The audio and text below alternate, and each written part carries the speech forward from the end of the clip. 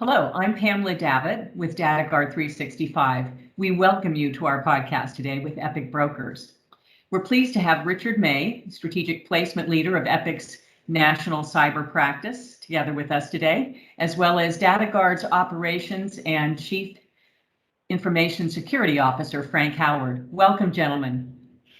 Good morning. You bet. In today's broadcast, we're going to address 5 categories of questions which the ransomware supplemental questionnaire asks of companies, requirements they need to fulfill to qualify and enjoy ongoing coverage and have claims paid in the event that's necessary. And we'll also talk a little bit about why cyber insurers have gotten tougher on risk assessments and what our customers, our viewers, can do to improve or strengthen their position with their insurance coverage. Richard, you categorized the questions in this supplemental questionnaire document into buckets, and we're going to look at each one of those From a buckets. security standpoint, we hear this all the time. It's not convenient. I have to do an extra step. I don't want to have to do that, every so often. We tell people security is not convenient, but neither is getting taken down by a ransomware attack. Got it. All right. And it's a requirement, isn't it, Richard? I mean, it's just flat out on right. Yeah, absolutely. So MFA, multi-factor authentication, is one of those things that's becoming a minimum bar. But there is a second element to it. The other issue that insurers have is multi-factor authentication for privileged users. So that's sitting inside the network. They expect people with privileged access, but they're expecting a couple of things. The first is that they have a separate ID from their regular ID for doing privileged work, and that those separate IDs do not have access to email and other services. And just going back to the previous conversation, the reason for that is because email is such a vector, right? But the second thing they expect is that those IDs are protected themselves by MFA as well. I actually have a question for Frank here. So when I'm talking to my clients, it's reasonably common that they've set up MFA now for those end users coming into the network. Mm-hmm. It's much less common that they put MFA onto the privileged users, which I find puzzling because, when I've read about claims, the real damage is often done by getting access to those privileged accounts, and that's been true for years. So what is it about putting MFA on those privileged accounts which is a barrier? I think the big thing is that it's additional software. A lot of IT doesn't really have the budget. It's smaller groups. They're not adding this technology to their privileged accounts. And, with security, there's so many different best practices that should be applied. Just determining, like you said, they're not running with those privileges. It's something that they actually have to have either a second account or a way of actually getting escalated privileges in order to do that with a multi-factor. It's a convenience thing. It's a budget thing. There's multiple roadblocks to making it easy to get that done in all environments. But I agree, it's a need, a necessity nowadays. Right. So just wrapping that up from my perspective, the insurers are expecting those two.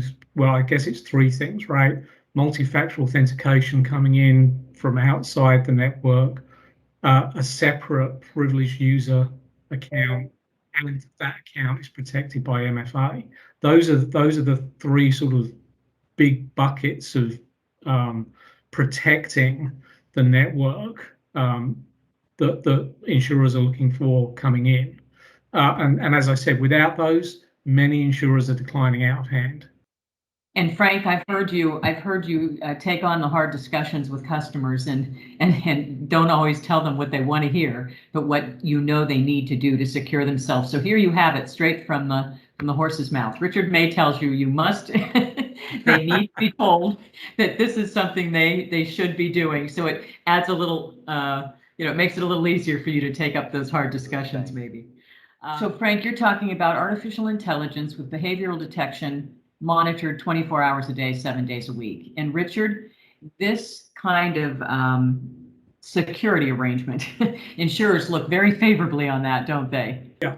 So to Frank's point, traditional antivirus just isn't enough, and insurers recognize that. So they're looking for the deployment of these heuristic protection mechanisms, and they're also expecting, if not 24/7 eyes on glass, that there's some form of 24/7 escalation process. To Frank's point, so that the response piece can be launched as quickly as possible to contain any damage to the network to the minimum amount possible. Ones as examples with SolarWinds and the Microsoft Exchange from earlier this year, those are ones that they expect to be deployed for all intents and purposes immediately. And I do mean immediately, right? Like, hours after they came out is the expectation, because they provided such an awful gap in the overall security.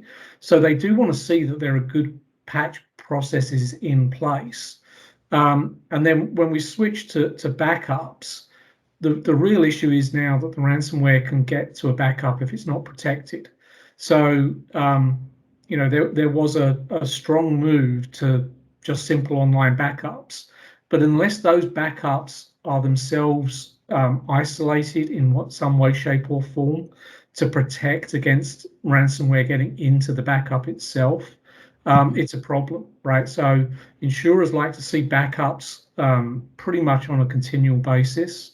They need to see that they've been protected, and they need to see that the backups actually work, because the simple fact is that very often when you actually go to do a backup restore, there can be issues. So they like to see some kind of sort of continuing process to make sure that those backups work. Assessments. And Richard, can you speak to what's caused this uneasiness towards managing cyber risk?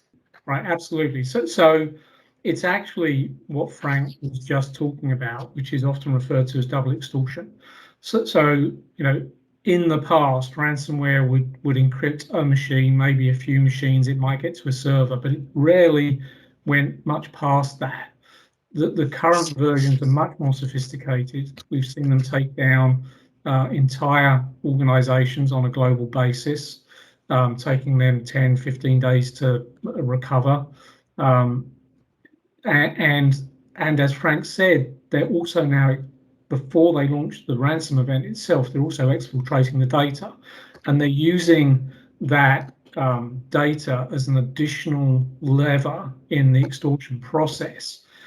They're also going one step further to what we might refer to as triple extortion, where they're actually contacting either individuals or corporations whose data they now have and telling them that they've got this data, and putting additional leverage on the original victim to pay the ransom to them to make sure that they either recover the data and they get the key. So that double and triple extortion is massively increasing the costs to insurers. As Frank said, if you're going to go to the backups because the ransomware has managed to get across the network, you've got significant downtime. And all of these cyber policies have business interruption coverage in them. So the policies are responding to the extortion itself, paying the ransom, to the business interruption element of the loss, which can be very significant, as well as all of the forensics and legal that go around losing the data in the first place. So you've got a huge increase in the amount of claim that's being paid.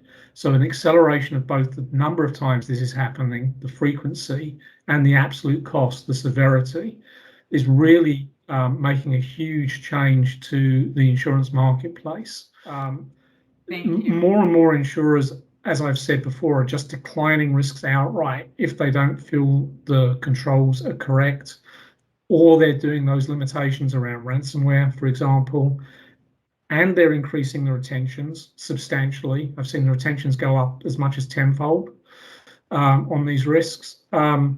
So they're trying to do quite a lot of stuff, and it does make it very difficult for me as a broker, because this stuff's happening in real time. So we normally start talking to our clients about their renewals 4, 5, even 6 months sometimes before the renewal date. But the market is reacting in a period of weeks. Okay. So we're seeing changes that are happening on a continual basis. And it really does re-emphasize or change perhaps the cost-benefit conversation around some of the technologies and the training that we've been talking about. Okay, and the second question, we'll wrap up with this. Insurance is historically about assigning fault. If I'm breached through a vendor's system being corrupted like SolarWinds, would my insurance tell me to get SolarWinds to cover my losses, or would my insurance still cover me? And if they still cover me, wouldn't they be accepting risk? So the way cyber works, if it's your system or a system operated for you by a third party, so software as a system, cloud, that generally falls inside the definition of computer system in the policy, and the policy responds either to an extortion event or a loss of data, or for the system just failing, called system failure. It doesn't look from your perspective or the insured's perspective to assign, if you will, guilt in terms of what failed. All of these policies, though, contain what's known as a subrogation clause, which gives the insurers the rights to go against someone that they believe may have caused the loss. And that's true across basically all liability insurance policies. The same is true for a cyber policy. So absolutely, with something like SolarWinds, if they believed that they did something which was negligent, yes, they would probably subrogate against them. The problem with that is that most software has very strict limitations of liability within it. And whether someone was in fact negligent or not, of course, is a matter of debate and cost. So whilst the insurers have the ability to do that, they will only normally do that if there's a pretty good reason for it and they have a strong belief that there is in fact negligence. I think Blackboard is probably a better example, or the Gallagher breach that was fairly recent that our clients have got. Gallagher and Blackboard provided, so I should say Gallagher specifically is providing advice back to the individuals that were whose information was released. So they're trying to do the right thing there. It was their breach, and regardless of who legally was supposed to do the notification, they're taking that on. So and with good reason, right? Because they're likely to get sued by insurers if they don't do that. Okay, very good. So we thank you both. And for listeners, we appreciate you participating or listening in today. We hope that you were able to get some great insights. I feel like you did, and that Richard and Frank did a great job on shedding light on how to best prepare for and manage your company's cyber security risks. So thank you again for your time. Thank you. Thank you. All right. Bye-bye. Bye for now.